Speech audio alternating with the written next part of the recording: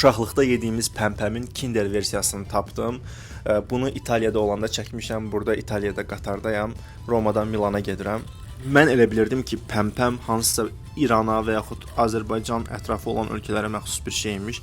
Sən demə, bu keks dünyada tanınan bir keks imiş və müxtəlif brendlərin var imiş. Yəni ki, Kinderdə hətta çıxardıb bundan. Çox dadlı idi, çox bəyəndim, amma mənim qanımda Azərbaycanlı qanı axırsa, şirniyyatın yanında mütləq çay olmalıdır. Qatarda da gecə növbəsi idi deyə çay yox idi. Ona görə bu limonlu su ilə qənaətləndim, amma çay olsaydı lap dadlı olardı. Sonra keçdim, Kinderin belə bir versiyası var, qeyri-adi versiyası. Onu açdım. Kinder İtaliyanın Ferrero şirkətinə aiddir və hər yerə getsəz Kinderin müxtəlif növləri var. Demək olar ki, bütün supermarketlərdə, balaca marketlərdə Kinderin qeyri-adi növlərini tapa bilərsiniz. Və gördüyünüz kimi əzmişəm bunu, normal gətirə bilməmişəm.